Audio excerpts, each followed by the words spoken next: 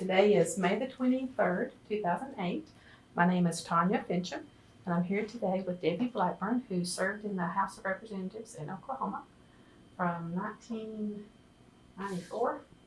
I was elected in 94 and started in 95, yes. And termed out in 2007. Mm-hmm. And this is part of the OSU Libraries project called Women of the Oklahoma Legislature. So thank you very much for joining me today. Glad to be here. Let's start by having you tell a little bit about your childhood, and then we'll move forward. I grew up in northwestern Oklahoma, in Woodward, was born there and graduated from high school there. My father was a small business owner. My mother was a homemaker most of her life, although she had worked in retail prior to that. I'm the oldest child of three. I have a younger sister who's 3 years younger than myself, who's an attorney. I have a brother who, both of them are OSU graduates. My brother graduated from OSU and has worked for Ditch Witch in Perry since he graduated.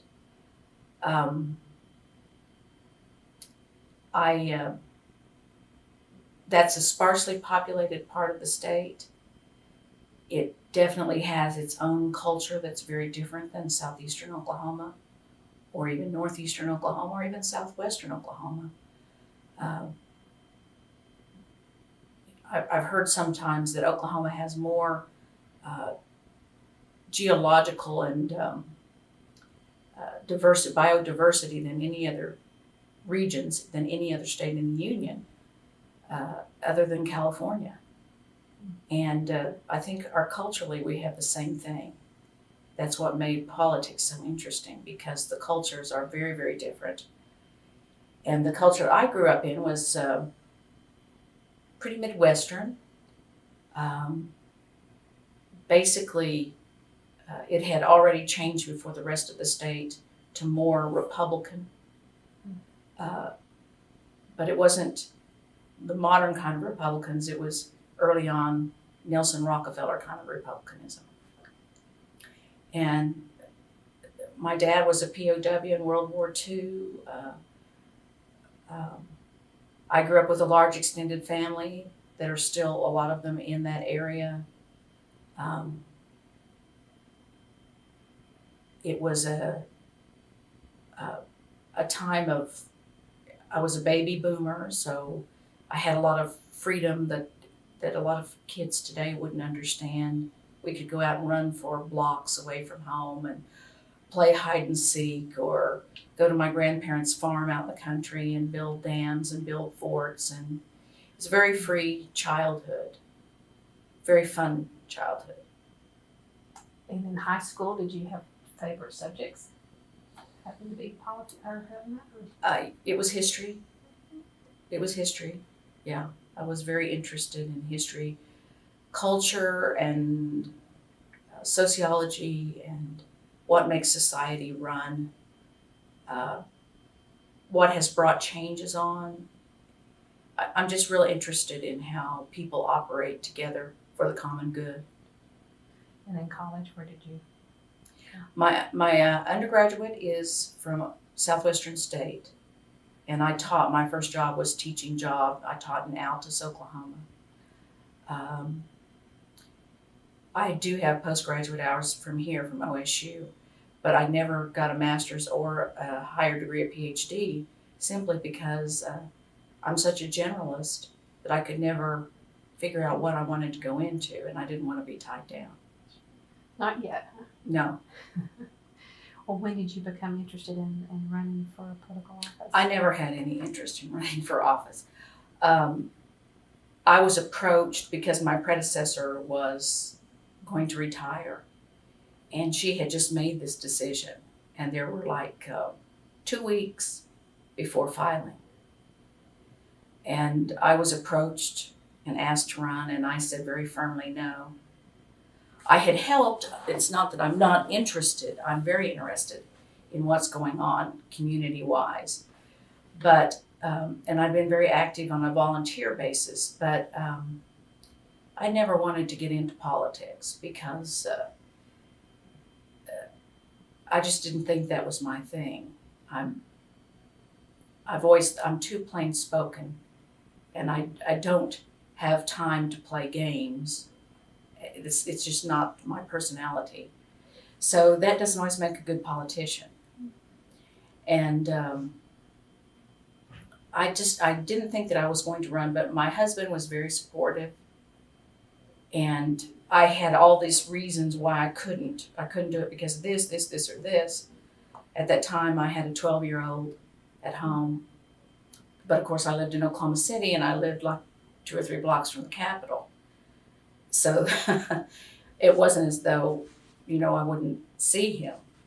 But I had all these excuses why I couldn't run, and every single one of those evaporated so that I didn't have any of those excuses to hide behind anymore. And so ultimately, on 4th of July weekend, the weekend right before filing, I decided that I would go ahead and run, even though I had made no preparations, had not begun to fundraise, had not begun, like a lot of people start years out, and I hadn't done any of that. But I just jumped into it and said, if it's supposed to be, it'll be, and if it's not, it won't. Who was your predecessor? I had a female predecessor, Linda Larison. So who was your manager then? Your first campaign manager? Yourself? Myself. Absolutely, because in the first race we had, it was my husband and I. I felt sort of like the little red hen because we had, now I had good help from my predecessor, but I wasn't, I didn't think that I could afford to raise money to pay somebody when I needed to use all my money on printed material and other things and signs and so forth. So I literally ran my first race myself, which was a mistake because I was spread too thin and I didn't have the contact with the voters that I should have had.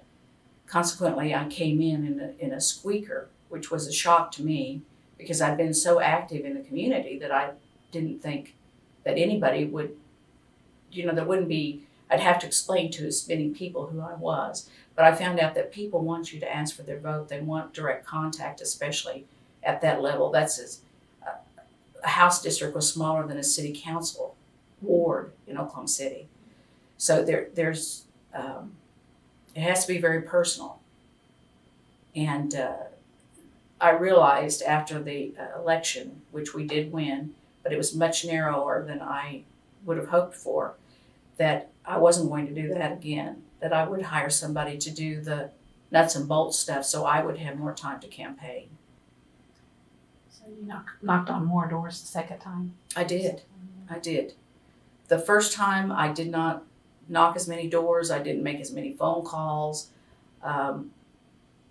and the second time I made sure that I knocked as many doors as it was humanly possible to do. And I knocked every door that I could. I think every door of registered voters, high percentage voters, I made it. I made it to the door. Did you have a slogan? What we used on the sign was Debbie Blackburn works for you. And I thought that kind of went back to my roots as being a volunteer activist, trying to improve things. I had run an initiative petition before I got in. Oklahoma City tried to have a vote on different issues to fund different things in Oklahoma City. One of them that failed was more money for police and firemen. And in working with neighborhood associations, which I did, I knew that there was a lot of support for the fact that as big as Oklahoma City is in square miles, that we needed more people on the ground, both in the fire and the police departments, because calls were not being answered fast enough. And that failed. It failed, I thought, not because people didn't support that, but because so many other things were put into the package. So I was then working as a director of an organization that was a nonprofit that helped support neighborhood associations in improving quality of life. Essentially sometimes unpaid. I had been on the board of directors and the organization began to have trouble. So I stepped off financial problems. I stepped off the board, became the executive director in order to try to help write the organization. And during this time, the election for the police and fire went down. And we decided to go ahead and try to do this initiative petition. I had no idea what I was getting into, how difficult that is. The length of time that you have to try to get those signatures is almost impossible unless you hire help. So we had a lot of volunteers getting petitions, but I also had to raise money in addition to what we were trying to stabilize our organization to run the initiative petition and have enough people on the ground to get those signatures, which we did. And I think that's one of the reasons that, given my background and the community activism, people came to me thinking that I would be logical to try to continue in that role in the legislature. So that was some of my background, and that's why I went ahead and decided to run. I have a flaw that if I am even driving down the street, I tend to analyze the condition of the roads and the housing and all the whole social conditions. I'm very interested in the whole the community and how it works together holistically. And that's just, I guess it just seemed natural then that I would try to get into improving the district at a larger level, at the state level. Well, did each subsequent campaign go a little smoother then? Not as squeakers? Oh no, from then on, we were winning it by nearly 70% from that time on. They knocked on doors each time? Or name recognition, I guess they give you some. It helps after you've walked once that much that you can then go to the phones and do other things. So I didn't walk as much after that as I walked in 96. In 96, I was out all the time. I'm frankly glad that I had done that because in 98 was the summer that we had 120 degrees every day. And I took through the phones. It was really, would have been ridiculous to be out in 120 degrees every day. When you open the door, it was like going out to a furnace. And actually people won't open their doors to you when it's that hot. You know, it's everybody kind of avoids the heat. So I did change the way I campaigned after that. I was able to go to the phone more. On your first swearing-in day, can you tell a little bit about what you were thinking and feeling that day? Wondering what I had gotten myself into, hoping that I would be able to make a difference, that it wouldn't just be time spent, that there would be a result. So it was a little bit, it wasn't fully euphoric. I was grounded to know that, I needed to do something now that I was there. Where was your first desk on the floor? Do you remember? It was at the back, that's all I remember. And then when you left, when you turned out? Well, you could move forward, but you got to choose with seniority where you sat. And I actually did not want to sit right up at the front. I preferred sitting at the back. But my desk mate did get me to move a little bit forward so that we were in the middle, but we were not at the front. We could have been. Well, you were there when the dome was being put on? Yes. Any thoughts about the dome? Yeah. I mean, I know it's impressive when you come down Lincoln to see. I think it needs to be finished. That's one of the things I think that, but I think maybe it would have taken a Republican to get it done because there would have been more criticism of a Democrat, tax and spend, that kind of thing. So I think it took a Republican to actually push that out there, kind of like Nixon going to China, because he always talked so loudly against communism. Then a lot of people felt it was safe for him to go and negotiate. The same thing. I don't think a lot of the Democrats in southeastern Oklahoma complained about the dome when there were poor people that need to be fed also. But I personally thought it was something that we needed to do to show that Oklahomans finish projects and that we do things properly and we have high standards. The Murrah building came in within all that, and that was in my district. And the Murrah building occurred at that time. And the Oklahoma standard, the way we operated during that crisis, went all over the country. And I think that's something that we still need to keep in mind, is that we don't need to do everything cheap, quick, and dirty. If you do that, you ultimately lose. You lose economically, you lose in every way. You cannot attract people, you cannot attract companies, you can't attract economic development. So I think that the dome was a symbol that Oklahoma is in business and we do things right. And we do them high quality. I think that's what we need to aspire to. Where was your office your first term? It was in an area called the Fishbowl. Okay. It was where they put freshman Democrats. And all the freshman Democrats were in that area, all 8 of us. On one side of one office was Jerry Askins, who I shared secretary with. And on the other side was Clay Pope from Loyal, Oklahoma, who's also a Northwesterner. And my other classmates were Joe Edens from Veneta, Bob Plunk from Ada, Abe Dutchendorf from Lawton, Barbara Staggs from Muskogee. Is that 8? Who am I leaving out? So 3 women? There were 3 women, which was very unusual because the total of women in the Oklahoma legislature has always been proportionally less than other states in the union, drastically lower.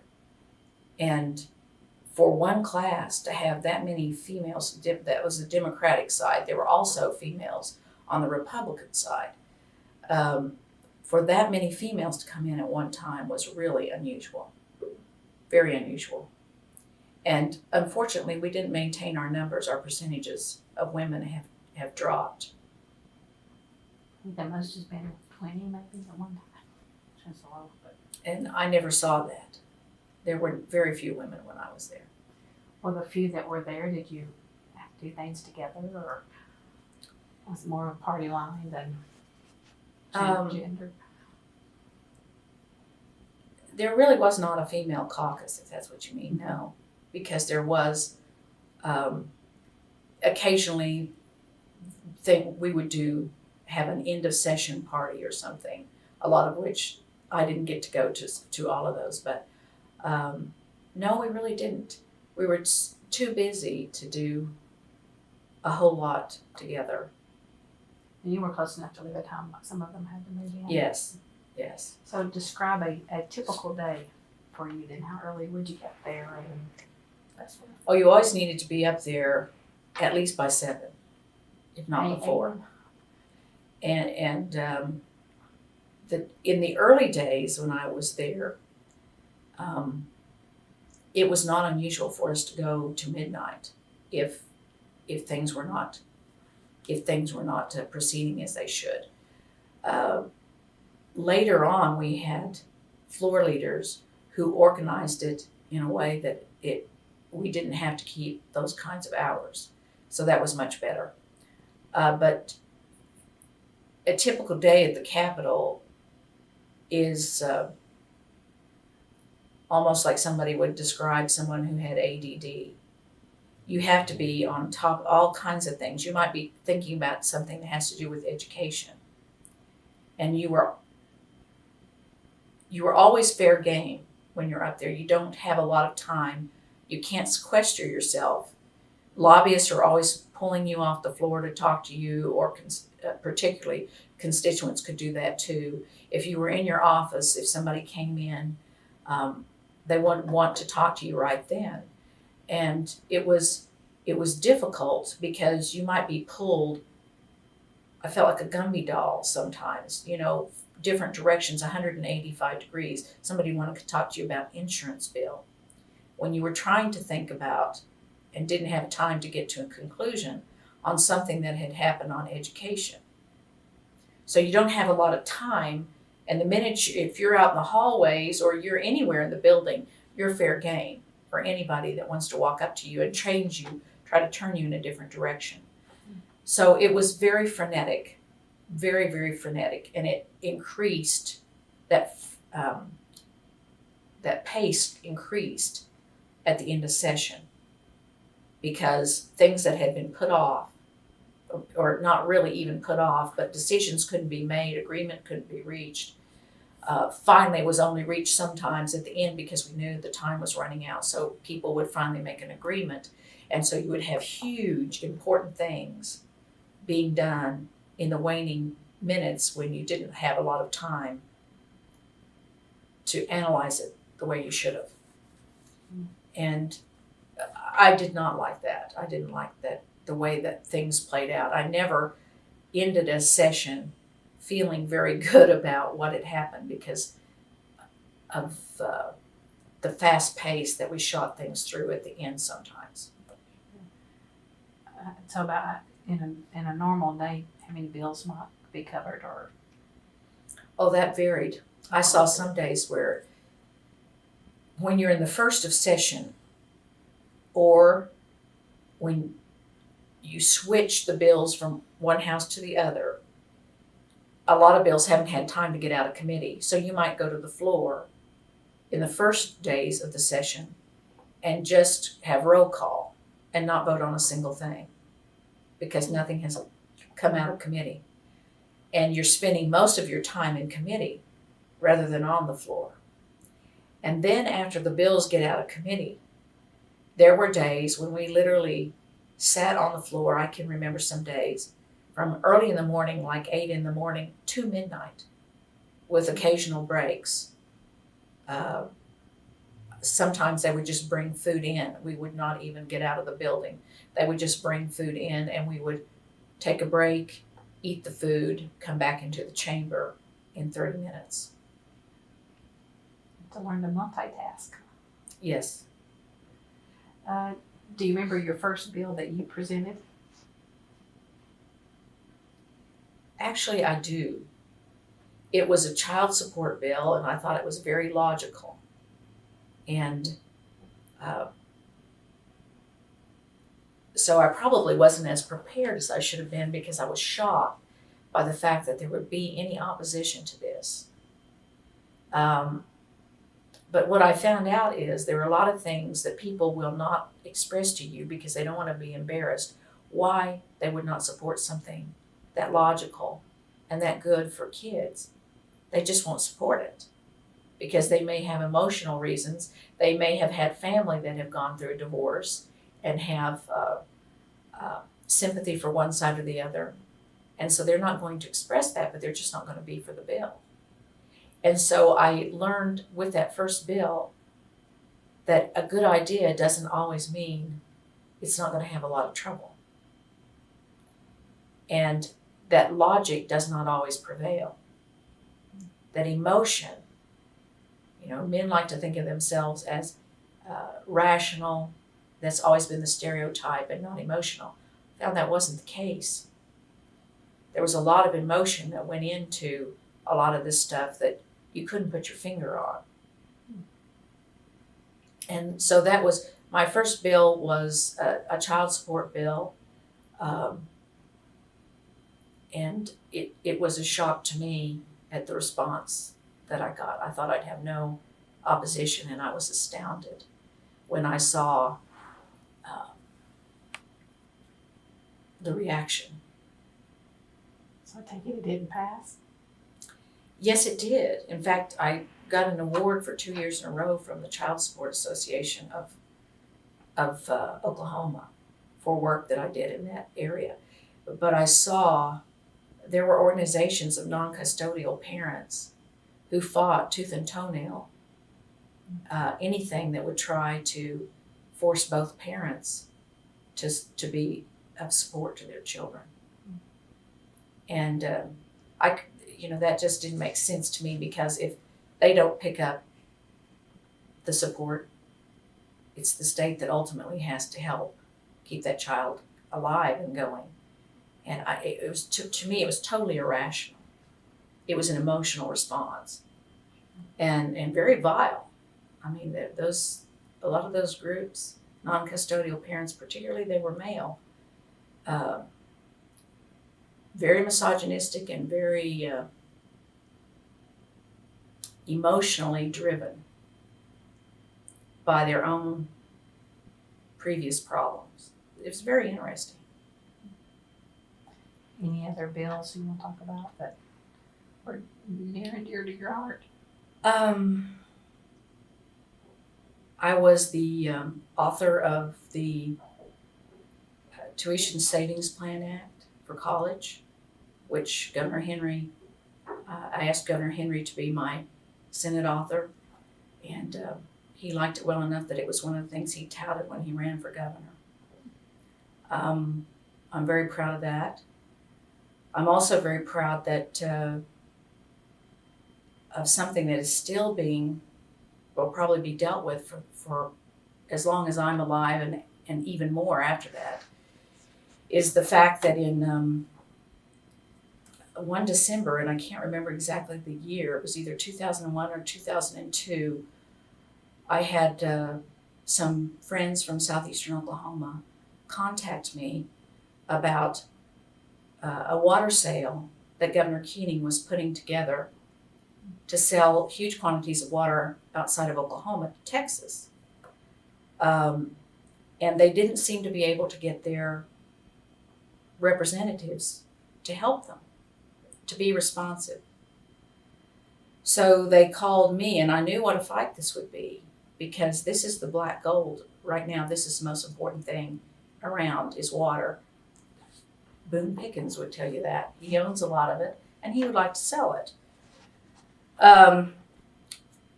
But the thing that bothered me about the sale was not that they were selling it so much as is we had never done a study in Oklahoma to know how much we need. And in a state that had gone through the Dust Bowl and growing up in dry northwestern Oklahoma, now right now there's the technology to pump the water from the eastern part of the state to the western part of the state is not where it needs to be, because western part of the state is higher in elevation. But eventually that may occur. And my thinking was that we needed a water study, a true good water study. Texas had one. That's part of the reason they were coming to us. Plus, I found out later, at that time I didn't know much about water law, that Oklahoma's water law is real giving. If you ask for water, you'll get it. And so because we had that, and nobody wanted to, in the state, nobody wanted to touch that, because it's like opening Pandora's box. If they could have just kept it the way it was okay. But they were being threatened by water taken out of the state. So all of a sudden you had this alliance of very unusual people who usually won't work together and hate each other.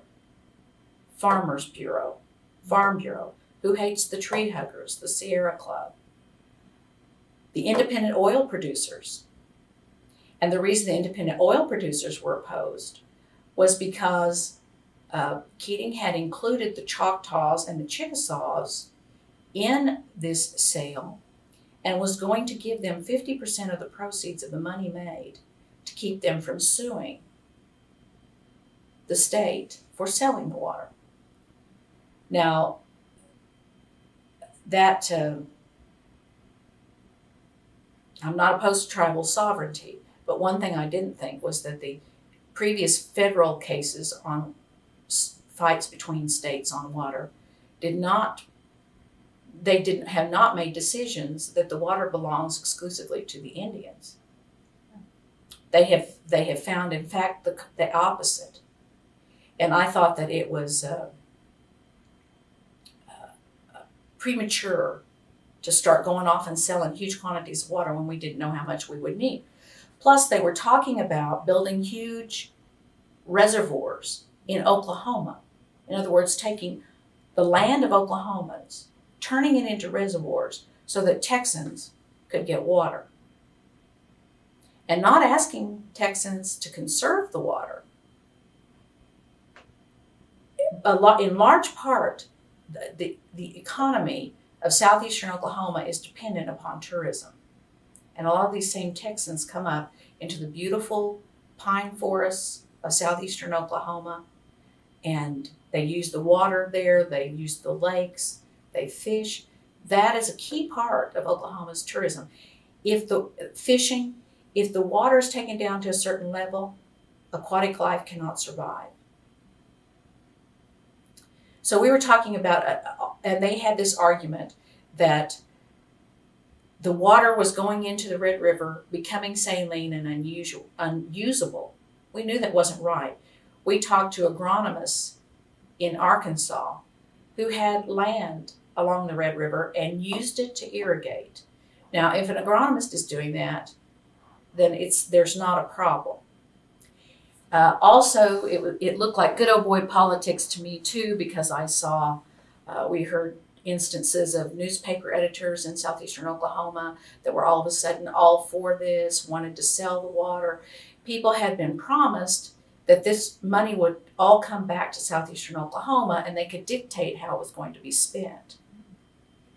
It was that bad kind of old-time Okie politics that I hate, that I saw written all over this. And I knew when I got into it, it would be incredibly difficult. It was the kind of thing that everybody had turned their back to, including those representatives from that area, because they knew they didn't want to make the Choctaws or the Chickasaws mad. The Choctaws and the Chickasaws wanted that money, and I had nothing against either tribe, but I didn't think that this was what we needed to do. So I was almost half aggravated that they would call me in Oklahoma City and ask me to do this when it was such a difficult thing, because I knew that I've been asked to do things before, and then your help evaporates and you're left standing there by yourself with them. Mm-hmm. But these people were very sincere and they really cared about their area. And so we began to try to run a bill and to see if we could get agreement. I met every single Friday, with these groups that normally couldn't even talk to each other about how to set up the parameters for a water study of Oklahoma's water usage.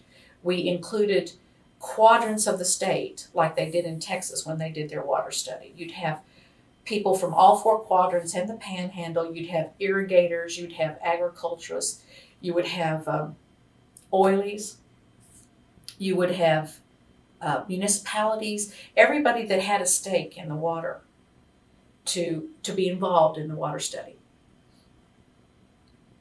I wanted to get an author, I had to have Senate author, but I was told by Senate leadership, Democratic leadership, my own party, that there was only one particular person that could take that would be allowed to take that on. And that was because they were going to give this person, the Senate was going to control the bill because they knew there was a lot of concern about it.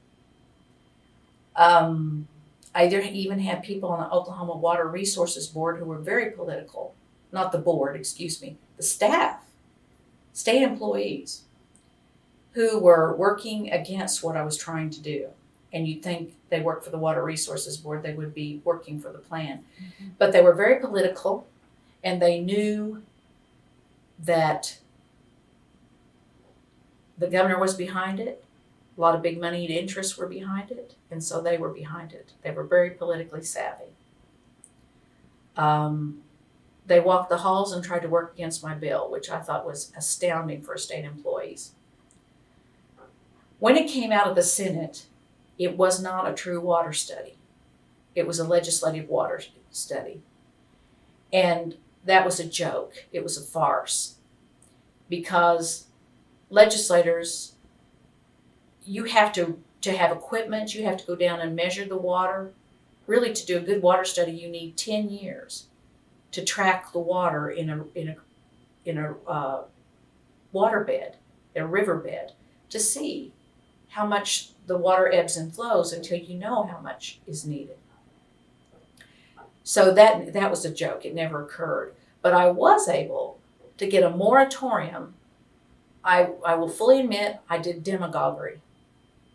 I was able to debate Keating's right-hand man who negotiated that sale, Howard Barnett, on television and get it into the paper. And we were able to embarrass enough people with that kind of high profile that the sale was put on hold, and I was able to get a moratorium on the sale until we did a water study. So that's probably one of the things I'm proudest of. Now, what we're fighting now is somebody was elected from the southeastern part of the state where that was going on, and he ran just because he cared about the water, who had the same interests I had. So I had an ally. I finally got an ally, and that was Jerry Ellis, who's still in the legislature.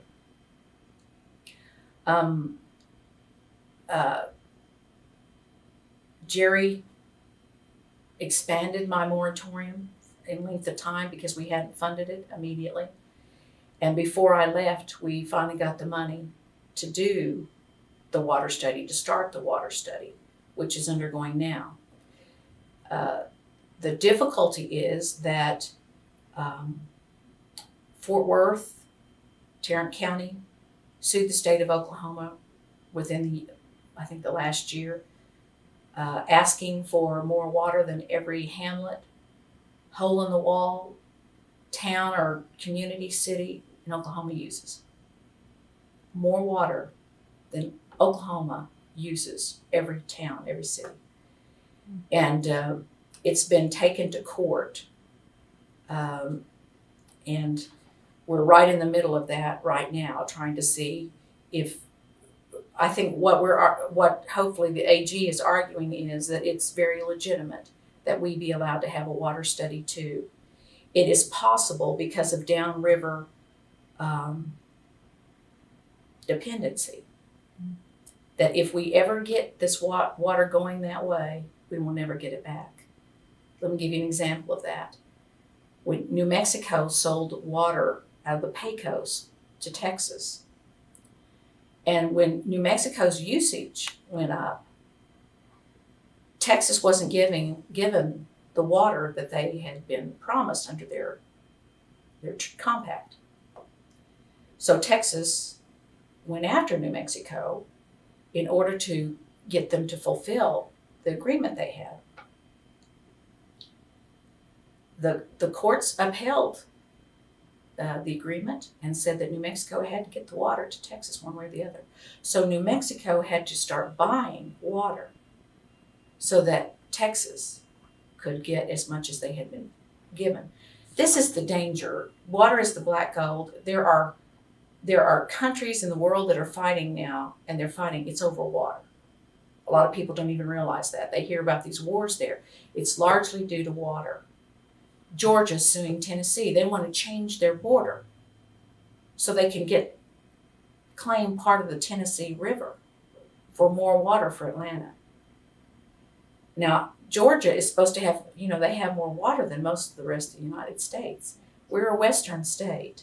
So this is a critical issue, and I think it'll be critical for a long, long time. And I'm very concerned about what will happen.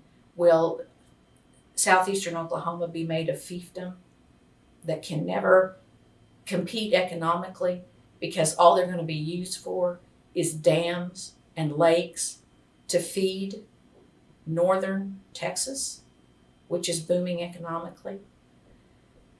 And that means no water then for Oklahoma City, or no water for Tulsa, or no water for western Oklahoma when we need it.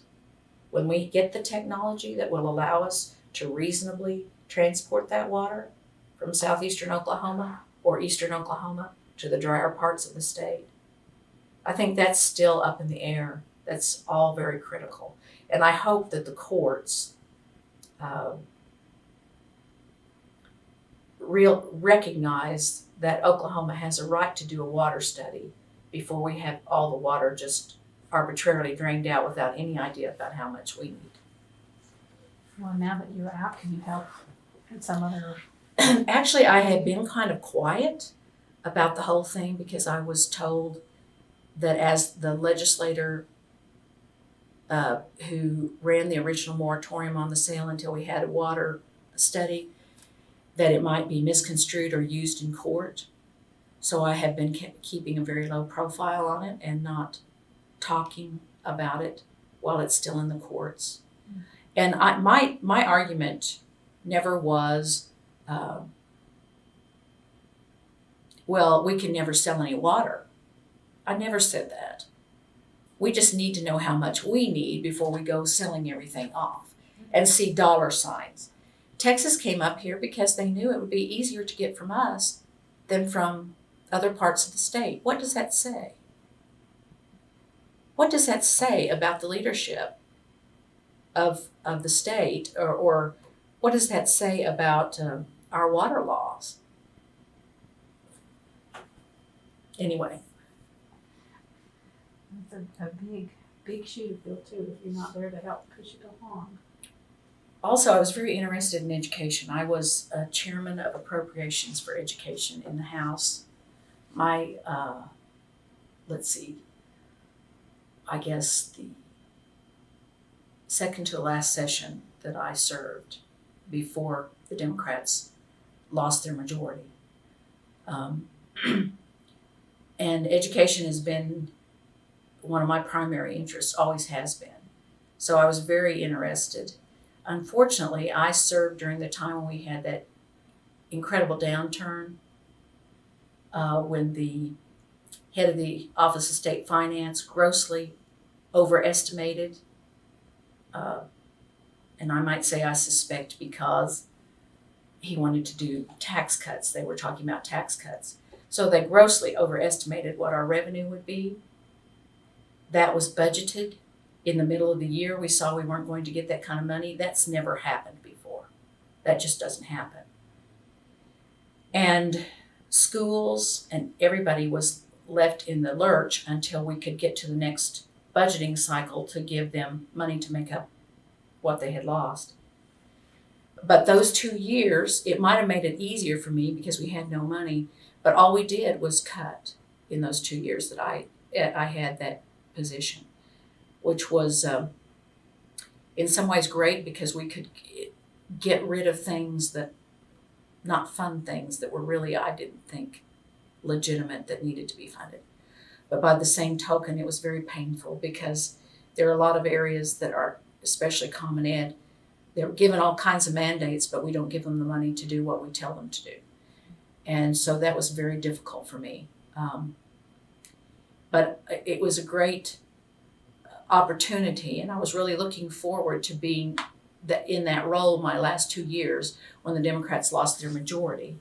And I wasn't even able to serve on the committee that I had chaired. They wouldn't even allow me to sit on it. Where did you go from there then? The last 2 years were very, very frustrating because the rules of the House were changed to operate to be like they were under Newt Gingrich at the Congress. It was very, very difficult to amend a bill, just almost impossible. We just didn't have any debate. That continues to this day. There was no good debate. And, I will say that the Democrats didn't always treat the Republicans fairly, but we always allowed debate. And sometimes debate would go on for hours on a single bill. Nobody was cut off. But that wasn't allowed. Debate has been stymied and stifled, and you can't amend bills on the floor, and you can't, there's very strict rules about how you amend them in committee. It's gotten even worse. I didn't like the way the Democrats always operated, but it got very, very bad at the end. And they would have been willing to put me on the Democrats would have been willing to put me on the Appropriations Committee, which I had chaired, but the Republicans would not allow that. They didn't want me even on the committee, so I wasn't allowed to even sit on that. And we would never. That's something Democrats would never have dreamed of doing. They would have allowed. They did allow the Republicans to pick who they put on their committees, but we weren't allowed that. We weren't allowed that same thing. So my last 2 years were quite frustrating to watch the democratic process just really basically being shut down, where there was no debate. The rules were actually changed on the floor. I mean, we would have rules that they said this is the way it operates yesterday, but they would change them for themselves. And so it was very frustrating last 2 years. Is that normally like the last someone that knows they're going to term out? Is it similar to that? The last 2 years always kind of. No, it was different because I was in the minority, and there was no amending of bills. It was made almost impossible. There was no debate on the floor. It was very difficult, very, very difficult. They wouldn't recognize you to speak. They just wouldn't allow people to speak. Very undemocratic, very, very undemocratic. And I will say I have criticism for Democrats too. I think that's one of the things maybe that made me not a very good politician because, or not a natural politician, because game playing is just not my style. There's too many important things to need to be done. And I know that you have to compromise. But one of my biggest concerns right now is the fact that the average citizen is just not really being heard. It didn't used to be so bad. It was bad in Washington this way. The people that had lobbyists, could pay for lobbyists, were the ones that were always heard. It wasn't so bad at the state level. During the time I was there, I saw it go down or degenerate. And I wouldn't mean by that there was any bribe taking or anything like that. It's just that when you see somebody up there that has 20 lobbyists or 5 lobbyists or even 2 lobbyists all the time, it's human nature to want to make that person happy. And they've got a lot of money to give to campaigns and so forth. It's just gotten to be where the corporate welfare and the exemptions from taxes. Here we are talking about a bond issue right now to do basics. We're borrowing money to cover our basic needs on roads and so forth. Why? Because starting when I was in the legislature, we gave tax exemptions and tax relief to everybody and their dog. There are so many tax exemptions out there for every kind of thing that it's good politics. It makes sure that you get reelected, but it's very bad for the state in the long term. And I have voted for all kinds of tax cuts. I will say that I do think you can be overtaxed. I don't think so that we are overtaxed in Oklahoma. I've had people argue with me about that. I don't like taxes any more than anybody else, but I do like a decent society with the basics covered, with it of a standard, like I was saying, that is high quality, that proves to people outside the state that we value quality. We value quality education. We value quality services. We value cultural things which attract people. They want to come somewhere where there are things to do, where there's creativity, where there's thinking going on. And we have, when you're between 45th and 50th in everything you fund in the nation, that tells you something. That tells you that we are not overtaxed. If you look at the tax burden, we're not overburdened. Everybody, when I was in there, they always used to talk about, oh, we've got to be like Texas. Keating loved to talk about how we needed to be like Texas. I don't think Oklahomans would want to be like Texas. If you take the total tax burden, they say, well, they don't have income tax. Well, they made up with it in other ways. They made up with it in high property taxes and other things that Oklahoma just doesn't have. In fact,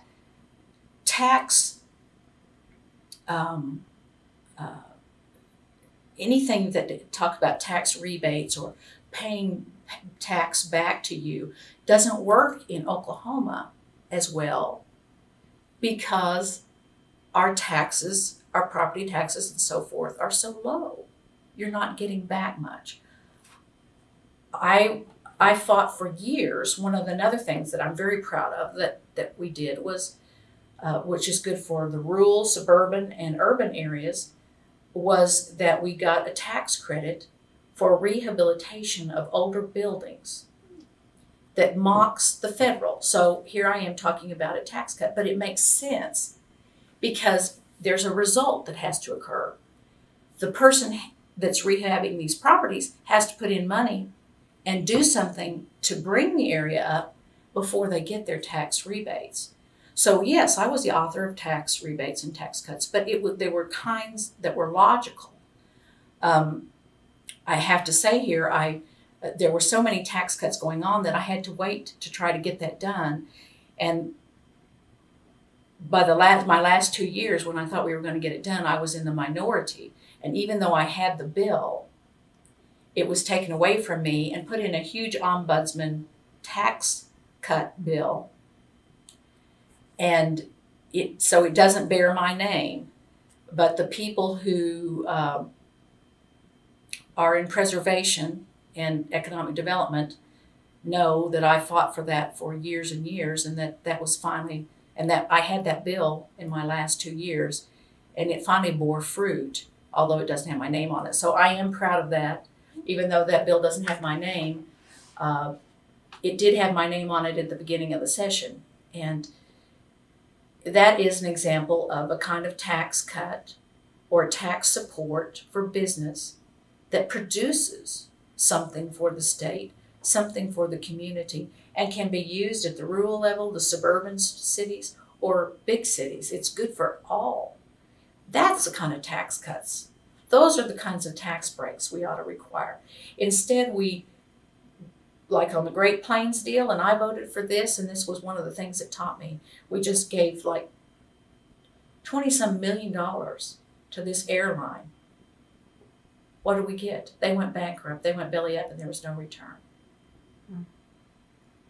Look at all these companies that need to have trained, educated people working for them that are doing well in Oklahoma now, that are asking for tax exemptions, tax supports, all kinds of things from the citizens. And yet they're not paying what they should be into the pot. How will they get those kinds of educated citizens that they need if they aren't willing to pay? More and more, the tax burden is falling on the middle and the lower classes. This is not just true at the federal level, where you have Warren Buffett, who says, when my secretary, who makes $60,000 a year, pays more taxes than I do, there's something wrong. That is occurring in Oklahoma too. And Democrats are as guilty of this now as Republicans. And that, I think, is the biggest concern that I have. I think the biggest change we need in government and is public financing of campaigns. And a lot of people won't understand that. They'll say, I don't want to pay for politicians to run for office. But look at the absurd amount of money that is being spent on this last presidential campaign. That has trickled down even to state races. It used to be when I first ran, I heard to run for my job in California as an assemblyman, which would have been my equivalent, it took $1 million because the districts were so big you couldn't walk door to door. So you had to have TV. That's occurring now in Oklahoma. It's beginning to occur, and the costs are going up. Arizona and Maine have made attempts to encourage people who run for office to take public money and not depend upon other people so much. I think if we went to that kind of system, that the people would get more attention than just the big moneyed corporations or the big money possible funders for their campaigns. I've seen people vote against the interest of their constituency. I think they will not be able to vote against this because it would hurt their constituents. I've seen them do it. If there was somebody that wanted it who had a lot of money and they weren't taking, I don't mean to insinuate they were taking bribes. They weren't. But they just knew this person had a lot of ability to fund their future campaigns and so forth. And there are more and more politicians who are thinking about survival than they are about making the hard decisions and saying no to somebody who has a lot of money. So, we're going from, I hear people that say, on the one hand, they don't like welfare mothers. But those people will give local tax money, state tax money, any kind of tax money to a corporation that has already all kinds of tax exemptions. And on top of that, they're getting public money in addition to their exemptions. We're out of balance. We're completely out of whack. And I've had people tell me, well, if you do that, you'll take away my free speech. And my response to that is, it isn't free if you have to pay for it. We are supposed to represent everybody. And it's getting very, very difficult for most politicians to do that. They're not doing that. They're paying attention to those people who can afford to have 15 or 20 lobbyists, or even 2. And yes, they may only get a $250 donation from that entity, but I can tell you, if you vote against some of these people, you will hear about it. They say, oh, we just want access. That's not true. I have voted against people, corporations, who gave me money, and I heard about it. They didn't just want access to me, they wanted my vote. And they thought that donation would be my vote. So I think it's very critical. And I think, there may be people who think, well, that's naive thinking. But I think things are so totally out of whack. When you've got one presidential candidate running who raised $31 million in 1 month. Now, this is one that's not taking PAC money, which I admire, but something's out of whack. Something's got to give. It would be better if the money was coming all from single individuals rather than PACs and 527s. And you would have to consider, if you go to public funding, you would have to consider how those 527s who can act on their own and do ads for people, would they be allowed to do that? You'd have to, those were things would have to be figured out. But right now it's out of balance, and it reminds me of Mexico. Campaign financing's been an issue in other states too. Or are there any models out there that would? Arizona and Maine, and I will say that I had a bill to try to, and I hadn't put anything fully fleshed in it because I didn't want it shut down. Now, this was when the Democrats, my party, was in control of the House. I tried to put a bill together that was going to use some of the Arizona and Maine encouragements towards public finance of campaigns. And my own leadership sent it to Rules, which is a committee where it's sent to die. They send it there to die because they weren't sure what I was going to do with it. So, I get as aggravated at my own party right now sometimes as I do Republicans because we've always been the party of the big tent, the party of all people, and we're not acting like that right now either with the demand for money to run campaigns. Well, when you first got there, did you have someone that would take you under their wing and show you the ropes? Or Actually, I did not, no mentor? and I've always regretted that. It's there were a lot of people who I would have really liked to have worked with that went out before I got in, and therefore I didn't. Or there were people in the Senate that I admired a lot, but it's difficult when you're working like that. You've got to be working in the same entity almost to have contact. So, no, I really didn't, and that's something I've always regretted because I've heard and read about people that really got into politics that had someone that had the time, but with the term limits and the way it's changed the face of things, you just didn't have a lot of those old timers, and it's getting worse. The people term limits. I'm like everybody else. There are a lot of people I would have liked to seen retire. They got to where they couldn't think outside the box. They were always thinking the same old way and supporting the status quo.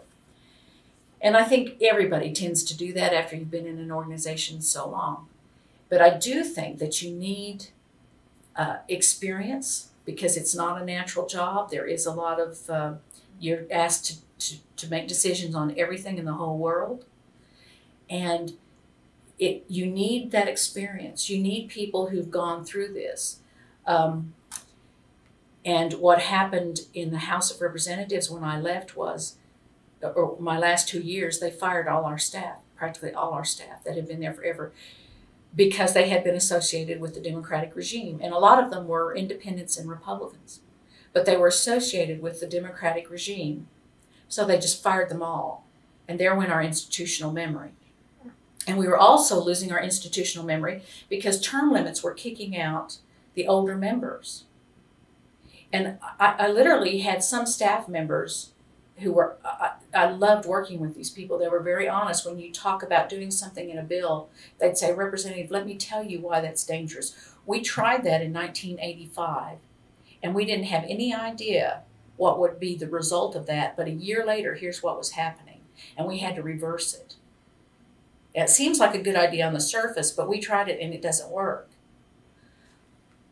That kind of stuff is good. That's good experience. Right now, what you have is a lot of greenhorns who don't have any background. If they're pure ideologues, which we seem to have, it's amazing. The people that don't want to listen to anybody else. This is what I think, so this is the way it's going to be. In fact, I've had some staffers tell me that they were the ones that there were very few that survived, but the few that survived, they did research for somebody on an issue, and the research seemed to show something that their ideology did not agree with. So they just threw the facts aside and did what their ideology told them what to do. And that the people that have the most power at the legislature now are lobbyists and longtime bureaucrats. They don't term out. They don't term out. They've been there longer. They know what they want. They know what they can do, and so they can lead these greenhorns around by the nose, and they don't even know they're being led around. You have staff. You don't have any staff that's been there long term, and a lot of them don't have a background in what they're being asked to do. It's quite frightening for Oklahomans as a whole because especially when the power of money for campaign donations, and even somebody pointed out to me possible jobs for the future. When you get out of the legislature, you've been out, maybe you want to do something different. You don't want to make the people that have the jobs angry because you might not be employed. So that's another consideration, which I have to admit probably is true. I would say that I've always thought that you needed to have a decent salary for a legislator so that you could encourage people of all ranks and files, that not just the ultra wealthy, to hold office, but people, maybe a lady who is a single mother, to help her, allow her to do that, because it would be hard to hold position as a legislator and raise her family and do all these things if she didn't have some money. But I think you can get the salaries so high that you have people running for a job for salary instead of to really do anything. And so I think there's a balancing act. I don't think that legislative salaries should go up too high, because then you have people running for the wrong reasons. And I'm kind of concerned sometimes that I see people, we have people running for office, and some of them are going to flinch when I say this, that have no life experience. It's their first real job, and we are actually electing them to the legislature. That's interesting too. Some of them do a very good job, but if you've never been out for a while and you don't really know what it's like to do this, that's kind of strange too. Some of these young people though were some of my best friends, and they've done a very good job. But I think we need to keep, legislators don't raise their own salaries in Oklahoma. We have a board that decides to do that. But I hope that they keep that salary at pretty medium level, because if it gets too high, you're going to have people running for money and not for trying to do the right thing. Or at least running for one term and probably figure out something else. Well, most of them won't do that.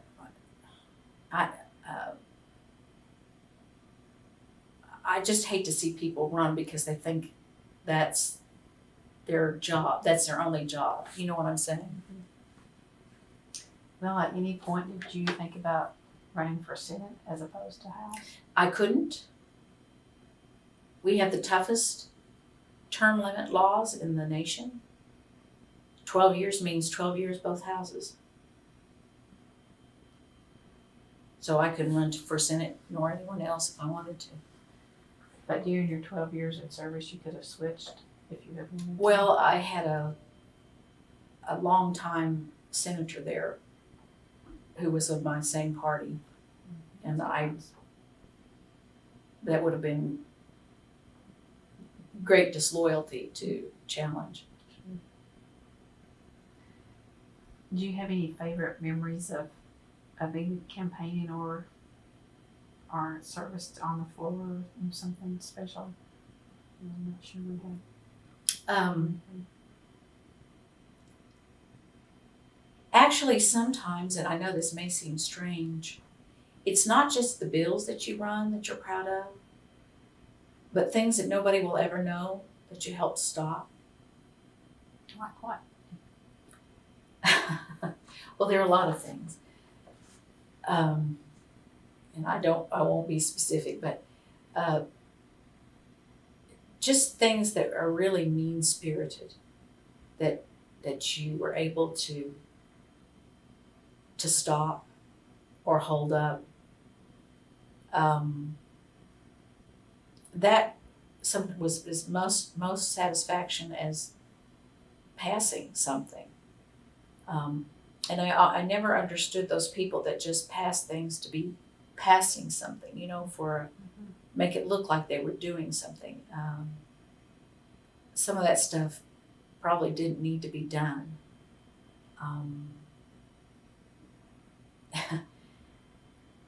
I think the people that I met, the relationships, there were a lot of staffers that I had great admiration for, and a lot of legislators that I had great admiration for, that were very brave and stood up sometimes when nobody else would stand up and speak the truth. It's easy to speak the truth, maybe more so when you're not speaking it to people that do have power and money, but that's what seems to be the most difficult thing to do right now. So I think it was relationships that people that I met. I think every legislator comes in. I just don't think that there's anybody that doesn't come in as an elected official that doesn't have a sincere desire to do good. I think sometimes people get caught up in it, and their egos maybe get control of them, and they forget that they're there to do something and not to survive or not to be garnering attention. You know what I mean? Mm-hmm. So it's possible to get off track, but I think everybody comes in with a sincere desire to do something good, and everyone. Whether they get off track is another thing, and whether they become a survivalist is another thing. But I think the people I met, the relationships that I developed with staffers and legislators is probably my fondest memories. Do you stay in touch with some of those? Yes. Yes. Well, what was your last day in office like then? Sort of a haze, that it was like somebody told me the other day, one of the people that I worked with, a legislator, called me and he said, his 12 years was almost up, and he said, I realized that it took me 12 years to get out of public school, and that seemed like it was so long. But this 12 years has just flown. And I said, you get older and time does seem to fly. But it did seem to go very, very fast. And I think that there was just sort of, gosh, is this already over? And I didn't get everything done that I think should be done.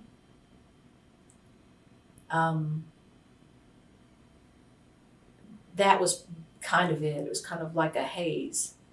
Oh, God, that went fast, and I didn't get everything done that I wanted to do. A lot of it done. So there was, in a way, kind of bittersweet. Have you been back since into the county? Yes, I have. And I was going to try to get up there tomorrow to see some of my friends that are terming out before they leave. I was up there with the Water Warriors had asked me to come up. They were going to do a press conference. I didn't participate in it because I'm trying to, as I told you, remain quiet. But I just went up there to watch what they did with their press conference on the water situation and the lawsuit.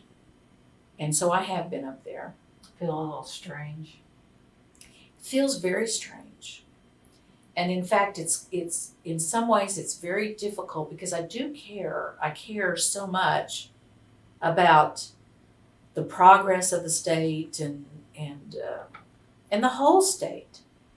That was one thing when I was campaigning. Somebody said to me, one constituent said, "What are you going to do if something is good for the district but not good for the state?" And I'd say, well, it's got to be the state. In that I'm unusual. because most people think about the people that elect them.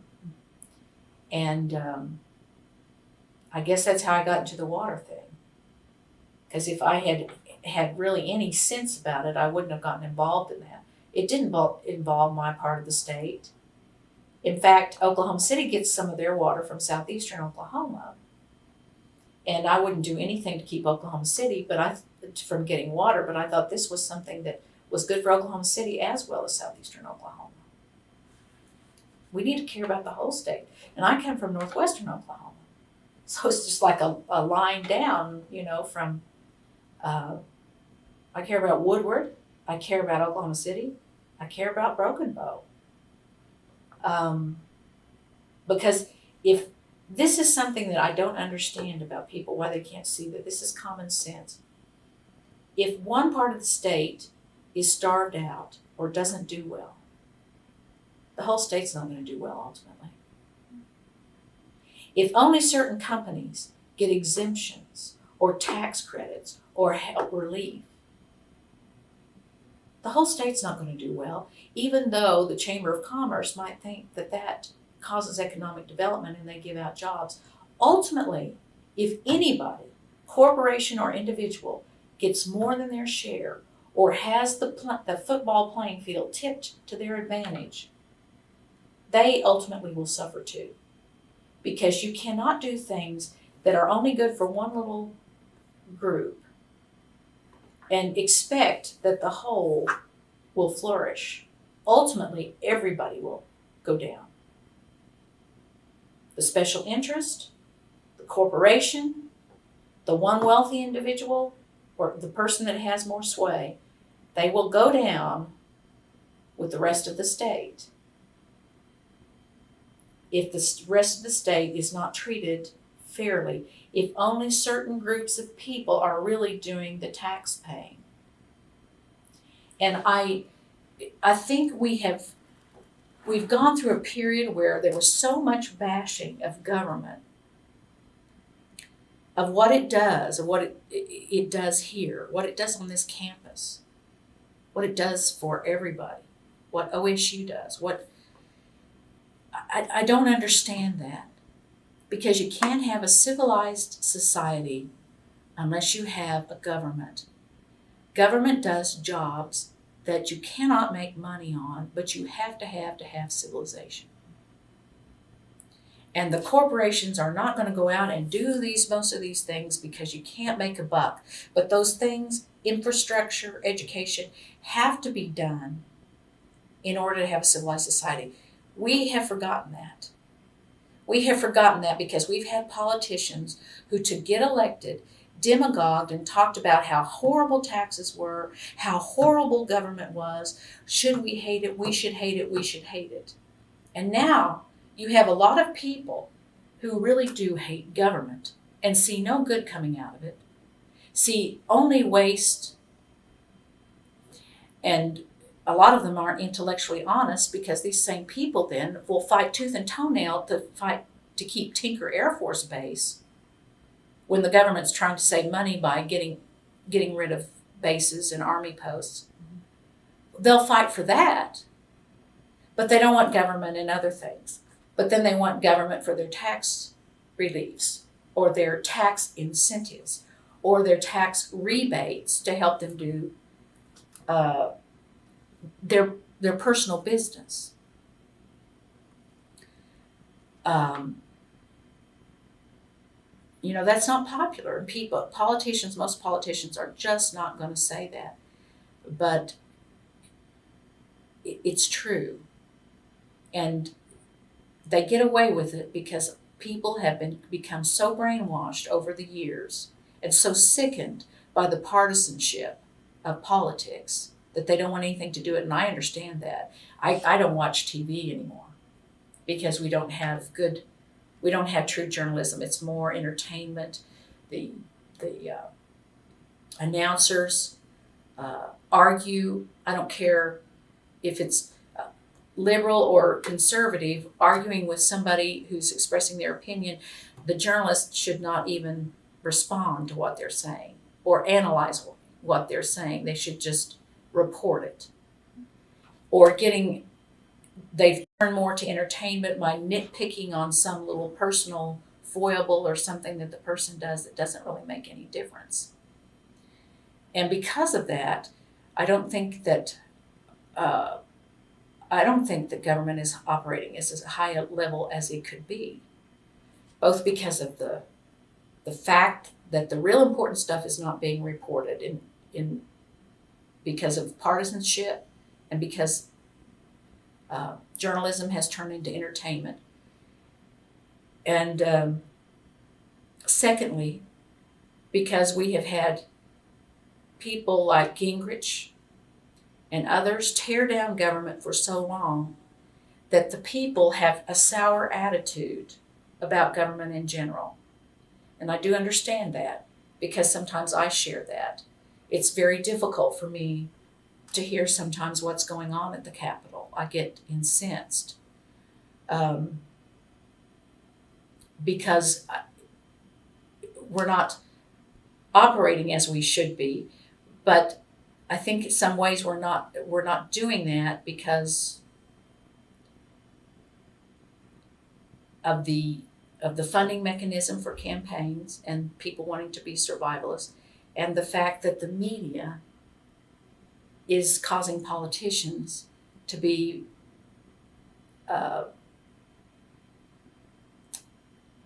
very careful. And being careful sometimes just means surviving. It doesn't mean doing the right thing. So there's talking, I don't mean to talk in circles, but there are two things there. I think I do understand why people are frustrated with government, because I am too, to a degree. But I think we do need government, good government. And I think it's very sad that by all this propaganda that has been spewed out for so long, that there are a lot of people who just don't want to pay anything for government. And we can't operate as a civilized society that way.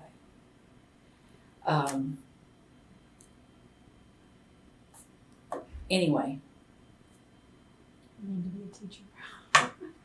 I was a teacher. My first job was a teacher. You're good at it. I got a couple more questions and then I'll let you get out of here. Well, you haven't even gotten to ask questions. I've just Oh, been no. I've just been rambling. I hope I have. You've have you covered got- most of them already. All right. You really have. I was wanting to ask if a woman came up to you and said they were interested in running, what advice would you give her? We need more women.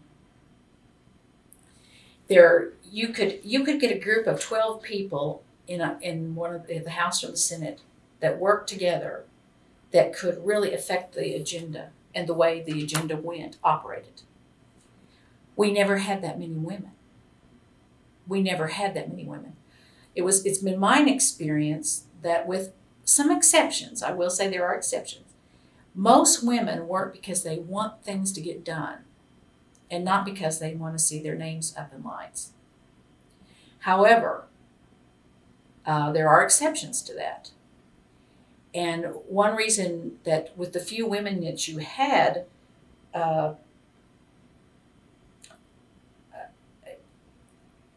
they were so far apart, partisan-wise, that you could never really get them together, for example, I'll give you one example, on abortion. Because of the extremes on that issue, even though that's a woman's issue that you'd think that maybe there'd be some coming together on, you could never, that just didn't happen. And if you had, I think, just 12 women, a dozen women of like mind, you could alter,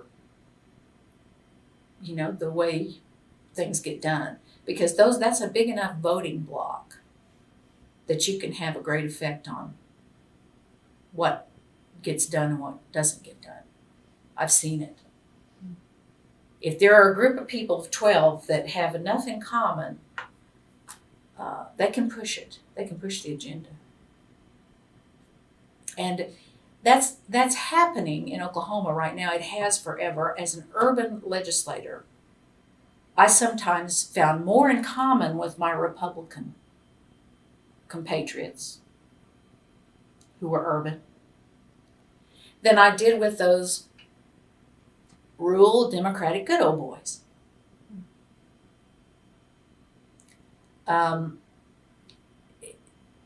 The rural guys have always had control of the Oklahoma legislature, and they have, by the way they redistrict, they have never allowed that to go away. But now with term limits, that's one good thing I can say about term limits maybe, is that it'll be more equitable. I have nothing against rural areas. I come from a rural area and I want them to be helped. But a lot of times the rural areas got more help than the urban, more than they deserved. Certain parts of the state got a lot more attention. The politicians from that area got a lot more money there. They got a lot more things done for two reasons. Because most of the politicians that had power always came from east of I-40. Think about it. We've only had one governor from west of I-40, and that was David Walters. And also culturally, the western part of the state seems to be real, from the part I'm from, independent. Don't tread on me. I'll just do what I need, and I don't need government. Now, the eastern half of the state had a different culture, especially southeast had a deep south sort of culture, which kind of had the grandfather attitude. You know, we need our money and we need to get our stuff down here. And because that was where the population was, that's where you had more politicians, that's where the money tended to go. It's always been that way for two reasons. Because the Westerners were too independent, didn't want it, didn't ask for it. And the population was so small, they didn't have the kind of representation that the East had. And because the East had a culture of asking for more, of demanding more. And the rural guys would keep the urban areas down by taking the urban areas and just taking a little bit, each one of them would take a little bit out of the urban area to add to their rural area. And that kept the representation of purely urban down. They were really basically a rural legislator. That's going to change. That is changing with term limits. And the urban areas will become more powerful because probably the redistricting will allow them to redistrict where you'll have a true urban district and not one that is a pocket of urban, surrounded by more rural. So that's changing. That will change. It's always been rural dominated, and that will change, I believe, with term limits. And I say that saying that I'm a rural person. I grew up in a rural area. I taught in Altus, which is, a lot of people would say that's very rural, that's very out of the way. But I understand too that to be equitable and to be fair, you need to spend the money where the bulk of the population is too, not just in the rural areas. But some rural areas are so sparsely populated that if it wasn't for the state, there would be nothing.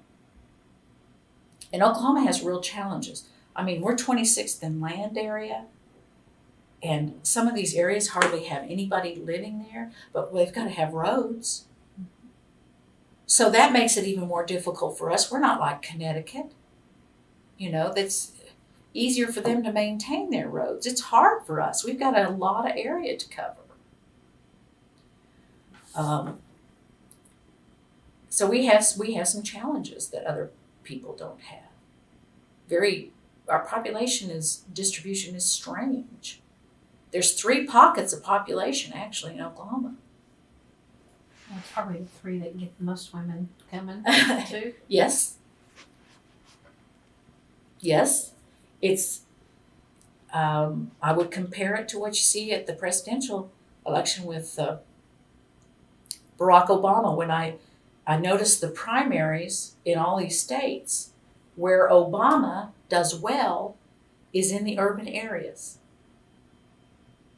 where you tend to have more professional people and more people that are college educated, have a higher degree of education. And I'm not putting rural areas down. I know I love rural areas. I grew up in a rural area, but I also know that just because of the economic base in the cities, you do have more college educated people. You do have more professionals, and consequently, you have a different result. You have more women elected, more minorities.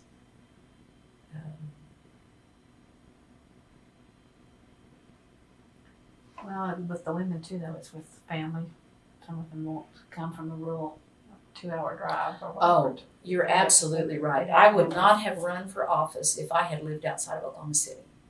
And if you look at most of the females who are in the legislature, for the most part, they're retired or they're unmarried with no children. Because if you have a child and you live out of town, it's just nearly impossible. A lot of these guys get away with it, but as a mother, I wouldn't have done it. It still was hard for me. Every time before I ran, I would ask my son, who was 12 when I ran, do you feel like you're ignored? Do you feel like you're not getting enough attention? And he would say, I wish you had more kids so you wouldn't focus on me just solely. I only had one son, and so you wouldn't pay so much attention. No, I'm fine, and so, yeah, it's harder for women. It really is, because you don't want to leave your kids, and everybody that I saw in the legislature was retired and their kids were grown. I was the only one with a child for a long time. And, I could you could see the Capitol from the second floor of my house. So that helped me. But men don't feel that, though. They don't feel that connection or whatever to. Apparently not. It's a curiosity. Well, Oklahoma is, there's still a lot of misogynistic attitudes. And women in their place.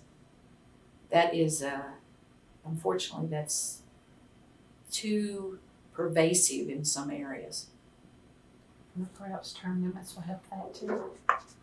Hopefully. I'll never forget that I was at a national conference of state legislators meeting in Washington, D.C. one time, and we had a break, and I was walking down the hall, and I heard these women talking, and she said, well, how many women do you have in your legislature? And she said 67. You could have knocked me over with a feather. I ran back and I said, where are you from? And I believe she was from Ohio. I think that's where she was. I said, oh my goodness, I can't imagine. We think we're lucky if we have 10. Mm-hmm. We think we're lucky. And she just looked at me like I was crazy. But hopefully we're becoming more enlightened, and the more education we have, we will see that it won't just be urban areas that elect women and African Americans and minorities. It will be the rural areas as well. But it seems to have something to do with economic development, whether an area is booming or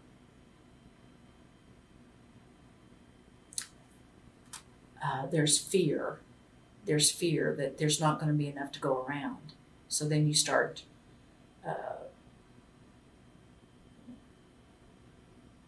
fear causes people to do crazy things, like look at people that are different as a competitor or threat.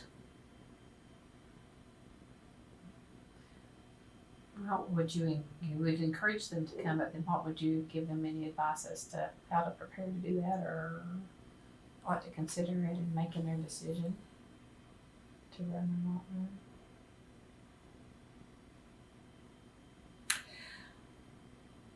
I have a friend who thought about running for Senate, and she is younger than I am. She's probably 20 years younger than I am. And she has tiny little girls, twins. And she was considering it, and she would be outstanding. She is a great diplomat. She's very, very bright. She has everything. She would be such a great senator, a representative of any kind of elected official. But her little girls are tiny. And I did tell her, you know, you're stellar enough that you can run at any time, but I think you'd regret it if you ran when they're as small as they are. So I would wait a little while. And politics is so mean anymore. It's like it's a game of gotcha, trying to make people look as bad as possible. And then I'm sometimes amazed at what other folks seem to get away with. You know, it seems to have to do with what your politics are and what the journalists who they're working for, what their politics is. It keeps really good people from running. It was what held me back, even that long ago, because I came in at the time of the so-called Gingrich Revolution, when they turned over Congress to the Republican Party and all that hate-mongering started. It had already begun. And frankly, that was one of the things that kind of held me back. But I thought, and I'm not happy with the way politics is operating today, but I thought, you know, if good people aren't willing to get in, who's going to be running it? Who's going to be running government? So that's something that I still think about sometimes. In a way, it's a relief to be away from it. But when I hear what's going on, I get in my fighting mode and I'm ready to go back and, you know, fight the good fight and try to do what's right, what needs to be done for everybody, not just for the people that can afford lobbyists, but for everyone.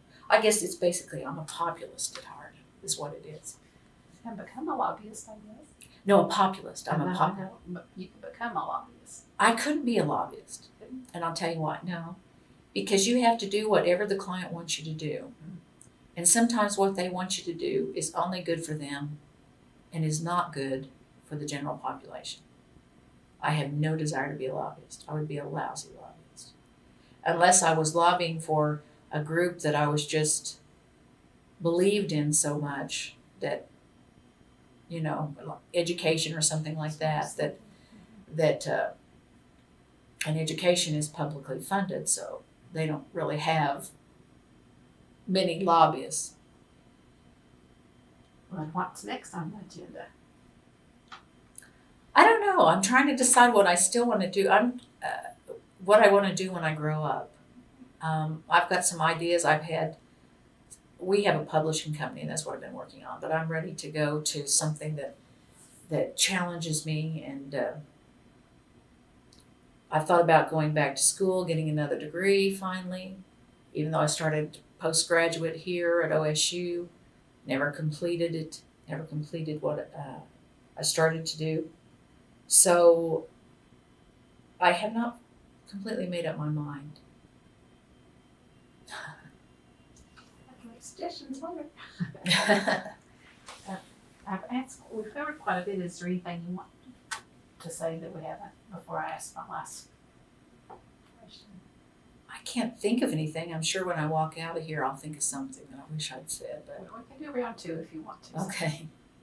I usually end with asking the person this question, and some have answered it easier than others. when history's written about you, what would you like for it to say?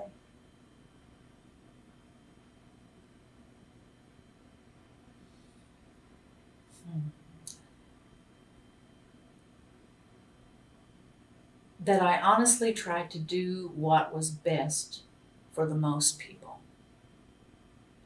That I fought for higher standards for Oklahoma in everything that we do, so that we can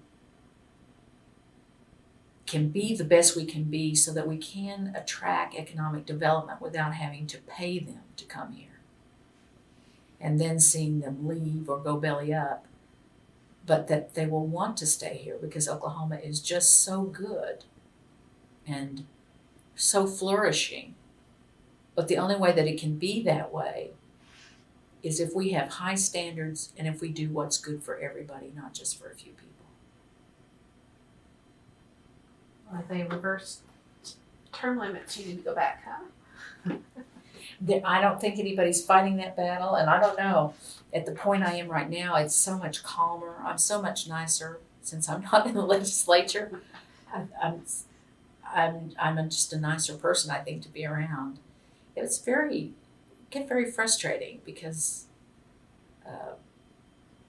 I would imagine that it would take a couple of months just to get downtime after walking out that door.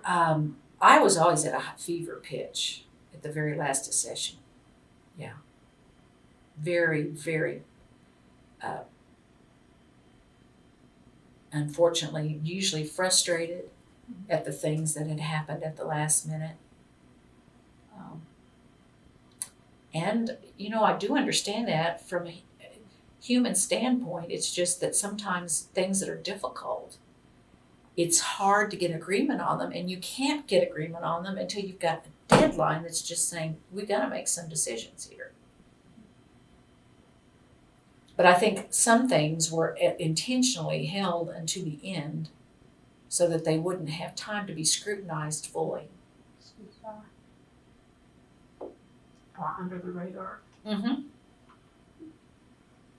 Or as my friend Wanda Jo Peltier used to say, woolly boogers that were put into the bills. I think I heard her saying. Yeah, she's a straight shooter, isn't she? She is. Well, that's all I have. Okay. I appreciate you coming. Well, thank you for what it was worth. It was great.